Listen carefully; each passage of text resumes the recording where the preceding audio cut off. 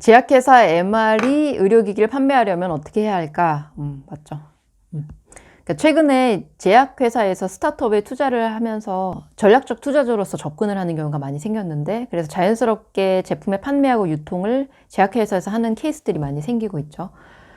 스타트업을 바라보는 투자팀의 관점하고 또 영업팀의 관점이 좀 다를 수가 있는데요. 실제로 판매를 어떻게 할 거냐라는 측면에서는 이 고객과 접점을 이루고 있는 이 영업팀이 무슨 생각을 하는지가 중요해요. 즉, 이 사람들의 루틴이 뭐고 무엇에 동기부여를 받는지를 알아야지 그래야 같이 일할 수가 있는 거죠. 이미 병원에서 의료진 만나고 있으니까 판매할 수 있겠네, 이렇게 생각하실 수도 있는데요. 의료기기하고 제약은 교집합이 있을지언정 같지는 않거든요. 일단은 고객을 정의하는 것부터가 다르고요. 때문에 같은 영업사원이라 하더라도 업무의 성격이 좀 달라질 수 있어요. 맞아요. 앞단에 고객군도 다르다고 얘기를 했는데요. 제약회사에서는 주로 닥터들을 이제 고객으로 삼죠. 약을 다루고 또 처방할 수 있는 사람들이 고객의 정의니까요. 그런데 의료기기에서는 제품을 사용한 뿐만 아니라 관리하는 사람도 고객에 포함이 되거든요. 그래서 의사뿐 아니라 간호사, 방사선사, 작업치료사, 임상병리사, 또 안경사 분들도 포함이 되는데요. 안경이나 콘택트 렌즈도 의료기기에 포함되거든요. 네, 실제로 의료기기 산업협회에서도 이분들을 고객으로 정의하고 있어요. 그래서 정해진 가이드에 따라서 판촉 활동을 할 수 있도록 또 규정하고 또 관리하고 있죠.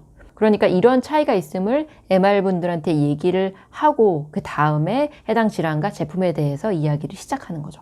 저는 헬스케어 영역에서의 영업사원을 이렇게 정의를 하는데요. 의료 산업에 대한 이해와 실무 지식이 있는 판매 전문 직군, 이렇게 생각해요. 이 뜻은 의료계를 알고 있고 셀링 스킬이 있는 사람들이에요. 누구를 만나서 어떤 애티튜드 그리고 어떤 톤의 매너로 얘기를 하고 지금 상황이 어떻게 짧은 메시지를 전하는 게 효과적인지, 아니면 길게 좀 얘기할 수 있는 여유가 되는지, 또 어떤 이슈가 생기면 누구를 만나서 어떻게 해결해야 될지 알고 있는 사람, 이것이 감이 있고 훈련된 사람을 이제 영업사원이라고 얘기를 하는데요. 때문에 어떤 질환을 치료하고 또 사용하는 제품이 뭐다라는 컨텐츠가 갖춰지면 판매를 할 수 있다는 거죠. 구체적으로는 판매 전문 집단이기 때문에 다음에 세 가지가 갖춰지면 효과적인 판매 활동을 할 수 있다, 이렇게 생각합니다. 첫 번째는 디테일한 가이드, 무엇에 대한 해당 질환과 또 제품과 그리고 고객과 시장에 대한, 우리가 타겟하는 질환은 이런 유병률을 가지고 있고 과거에는 어땠는데 이런 사람들한테 잘 생기고 현재는 이런 기술로서 하고 있는데 우리 제품을 사용하게 되면 이런 어떤 아쉬웠던 점이 크게 개선이 되어 환자들한테 이런 베네핏을 줄 수 있다 라는 것들, 그리고 우리가 만나게 될 고객들은 이를테면 내과 선생님들은 이런 관점을 보고 외과 선생님들은 이런 관점을 가지고 있다, 그리고 시장은 전반적으로 이러한 기류가 형성되어 있다. 필드에서 선생님을 만나게 되면 다음과 같은 경우가 아마 발생할 겁니다. 첫 번째 시나리오, 두 번째 시나리오, 세 번째 시나리오. 그러니까 선생님들을 만나고 누굴 만나서 얘기를 하다 보면 이런 질문을 제일 많이 받게 됩니다. 1번 무엇, 2번 무엇, 3번 무엇. 이것에 대한 준비가 되면 영업사원들이 신나서 이제 가서 필드에서 얘기를 할 수 있는 거죠. 특히나 신제품을 런치하고 나면 이 제품이 어떻게 될지를 이제 보통 초기 6개월 안에 가늠이 되거든요. 때문에 이때 집중적으로 할 수 있는 최대 활동을 해줘야 되는데, 그 중에 중요한 것 중에 두 번째가 바로 커뮤니케이션하고 이제 피드백이에요.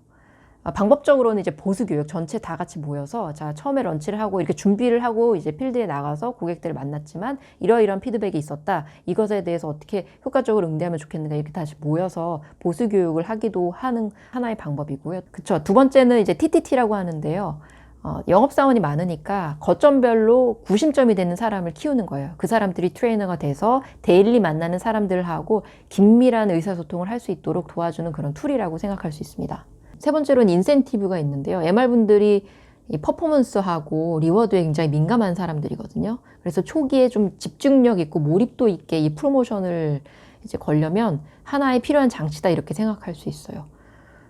방법적인 측면은 여러 가지가 있는데 좀 개념적인 측면만 얘기를 하자면 이건 런치 초기에는 판매 실적을 잡기가 좀 어려워요. 그래서 이것을 인센티브 플랜에 이제 척도로 잡는지는 좀 고민을 해봐야 돼요.